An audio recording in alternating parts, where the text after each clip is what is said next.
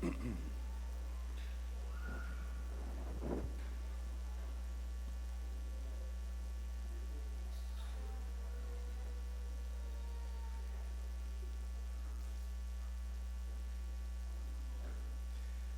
tell you what, if you've never done much public speaking or a solo or anything else like that, it's a bit nerve-wracking to get up there, because if you saw what I see right now, you're actually somewhat intimidating, especially to a young lady. So if you see her again, tell her good job. She did a heck of a job on that. So who changes the course of history? Is it kings? Politicians? The wealthy? Sure. But more often than not, if we look throughout history, men and women with no power or little social standing may have made the biggest difference time and time again. And this morning I titled this message, Everything You Do Matters. But have you ever thought about that?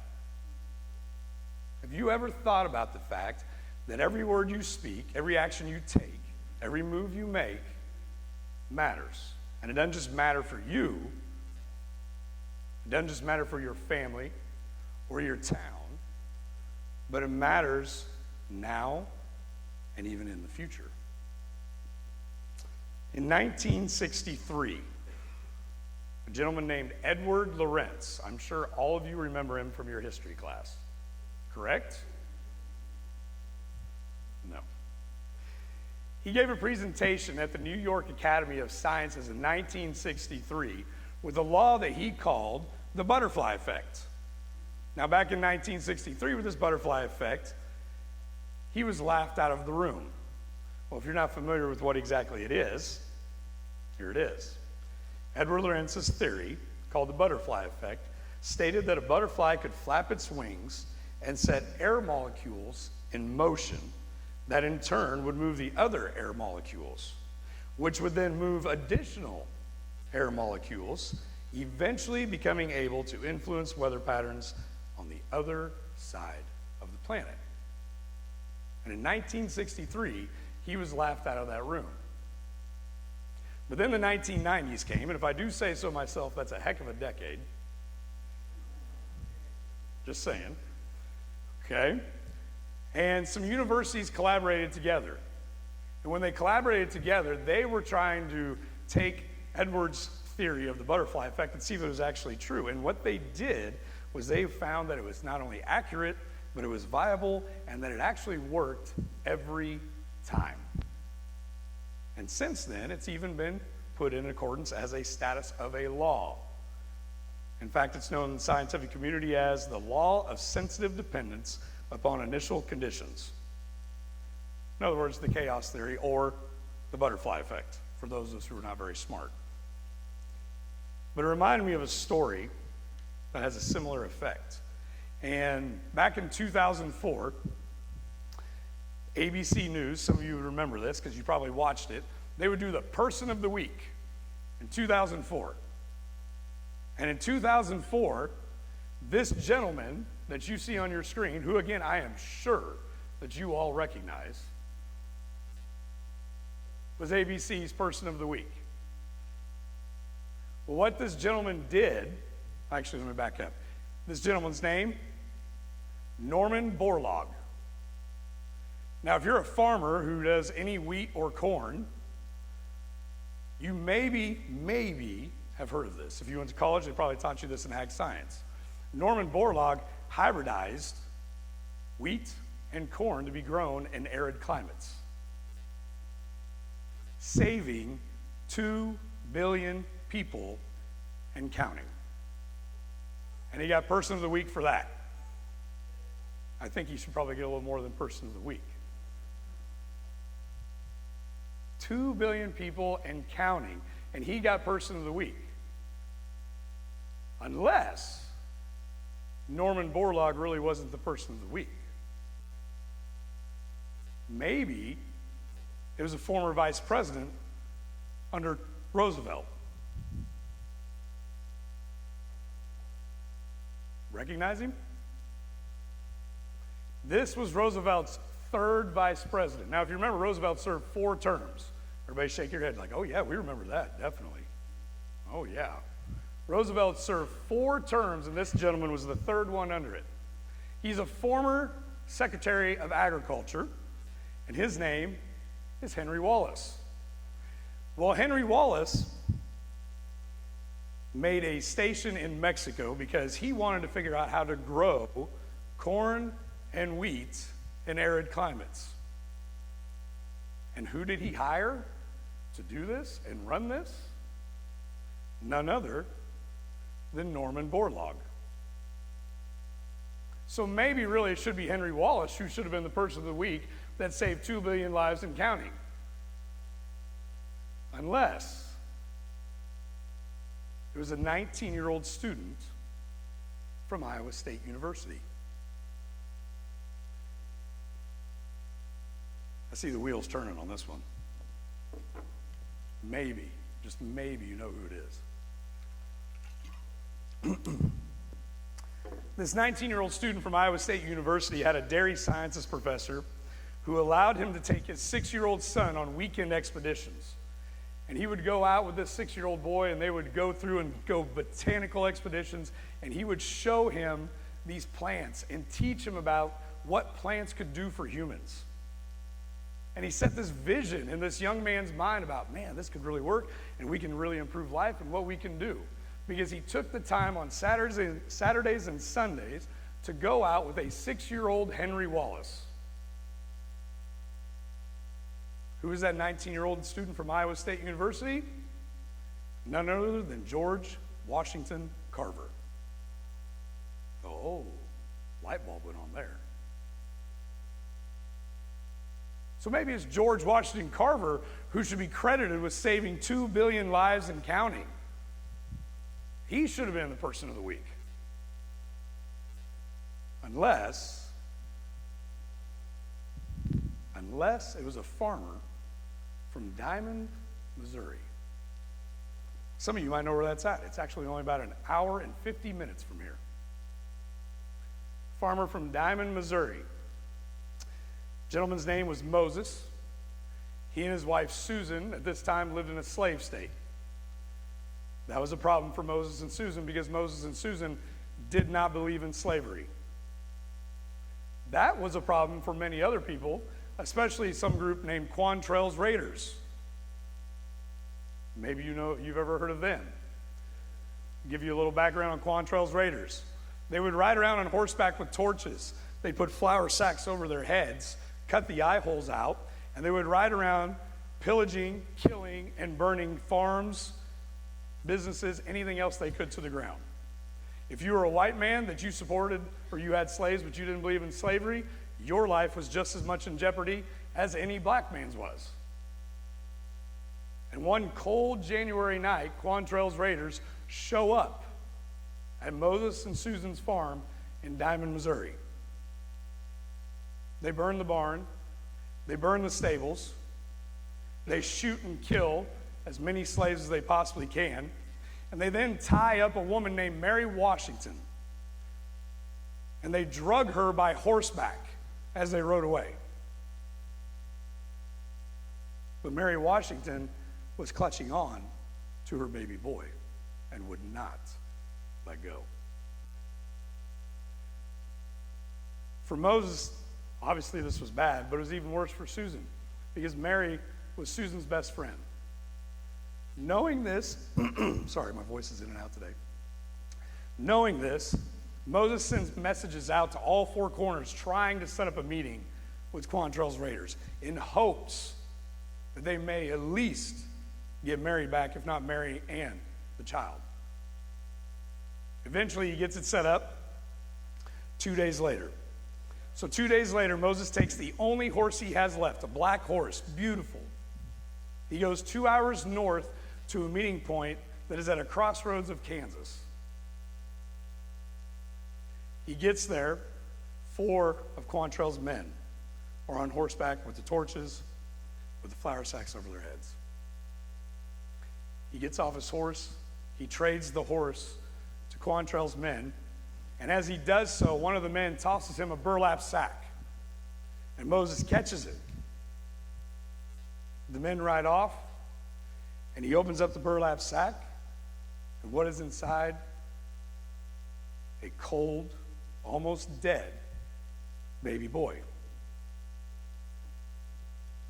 Pardon me. So Moses bends down. He opens up his coat and his shirt. He takes the baby boy, puts him against the skin, buttons his shirt back up, puts his coat back on, buttons that back up, and he walks probably more than 2 hours, pardon me. He begins the journey back to his home. And the entire way he is talking to this baby boy, telling him how he is going to take him, and he and Susan are going to raise him as his own. They're going to educate him in honor of his mother.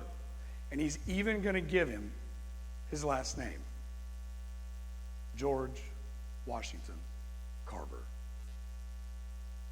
who would go on, by the way, to come up with 266 different ways to use the peanut and 88 different ways to use the sweet potato.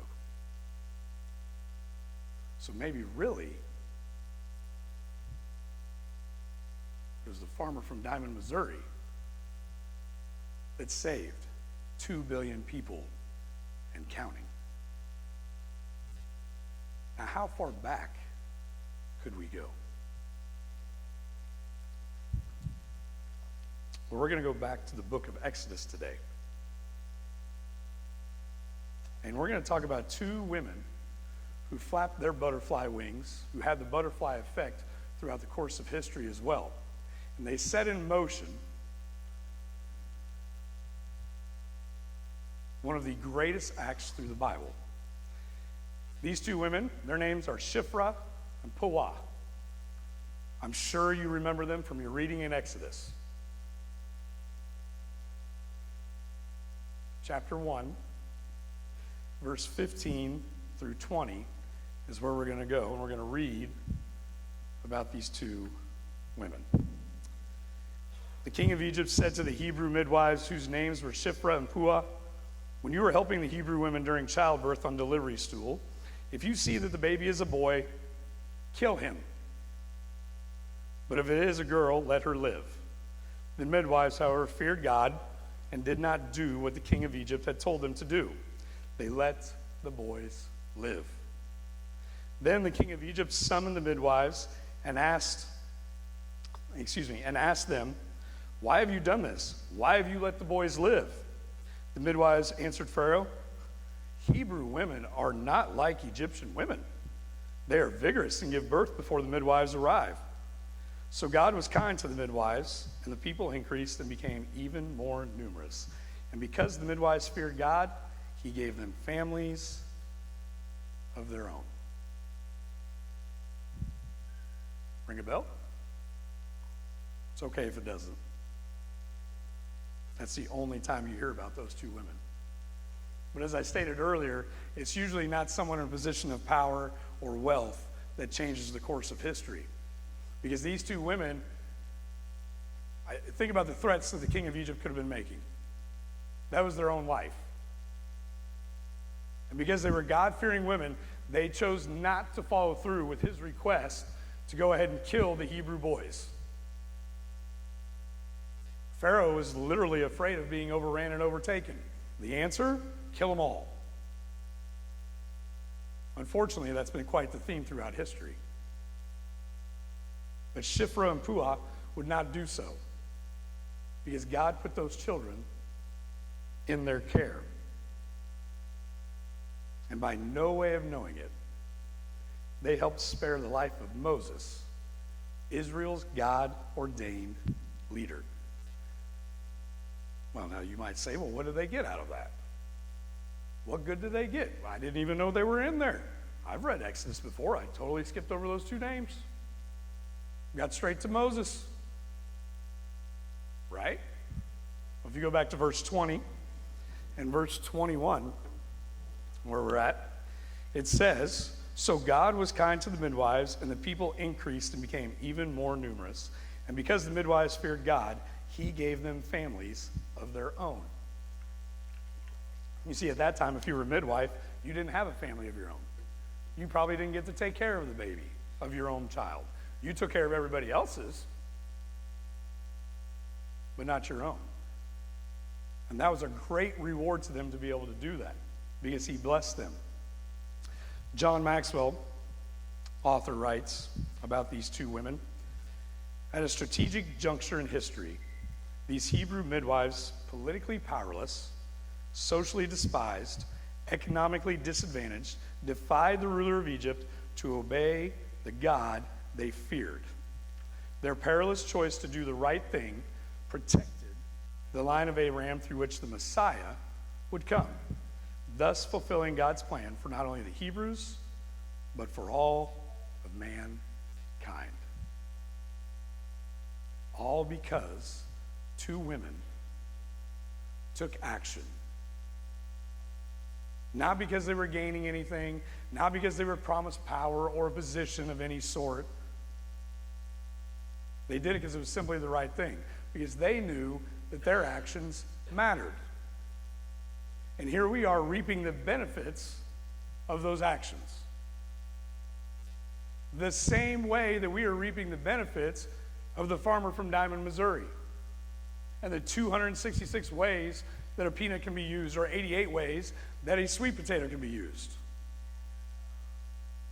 Or the fact that they put somebody in a position of power in Mexico in a station to figure out how to hybridize wheat and corn to save 2 billion lives and counting.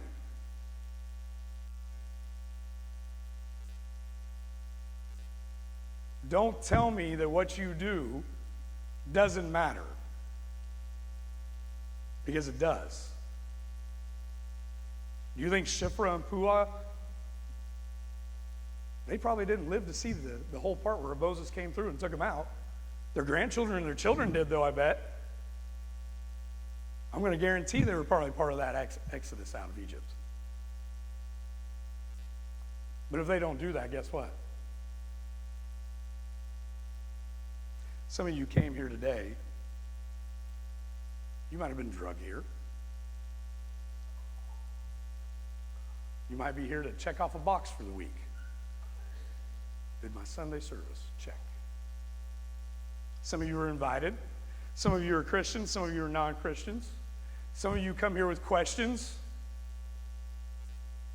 Some of you came through that door wondering if you matter. If anything you do matters. Well, let me tell you this. You may not see the fruits of your labor, but you do matter. Because God loves you and placed you where you are, not just today, but he'll place you where he needs you tomorrow, and he'll place you where he needs you 10 years from now, 20 years from now, whatever else it may be. As the praise team comes forward, you need to remember that. You see, we usually take this part in the service where we say, if you have a decision to make to come forward to accept Jesus Christ into your heart, we want you to come forward and we want you to do that. And that offer still stands, and that is there. But some of you literally walk through the door broken and hurting and wondering if anything you do matters. It could be a family member you're trying to figure out. It could be yours. You have all these questions and answers about how am I going to fix this, or how am I going to do that, or whatever I do at work matters. Oh yeah, it does. We just went through a bunch of examples of how your life matters, and how you treat people, and how you behave, and how you talk to them matters.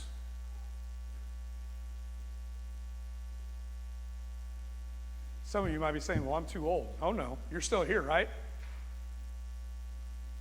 Then God's not done with you yet, and you matter. Well, they don't listen to me. Oh, they're listening. And they're watching. And they're catching a whole lot more than what you think.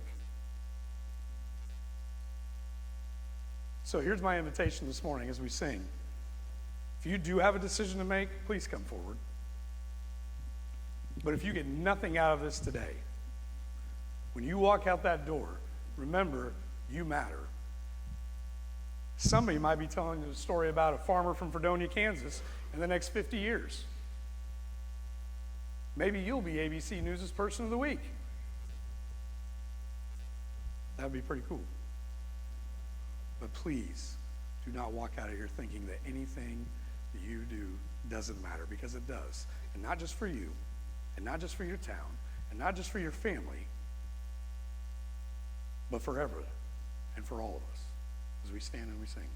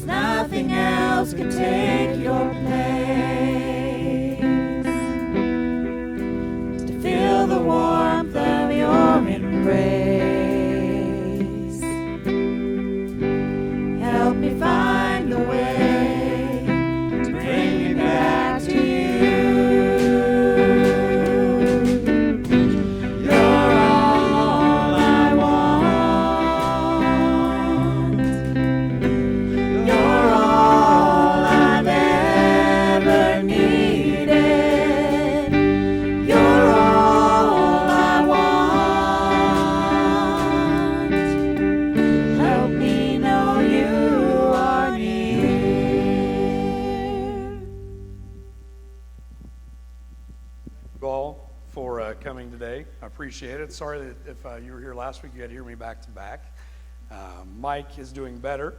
Not quite there yet, but he is doing better. So hopefully he'll be back up here next week. And with that, Cade, why don't you take over, man?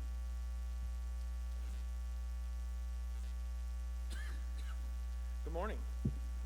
If you were here last week, I promised you some updates as far as Wednesday night stuff goes. So we'll kick off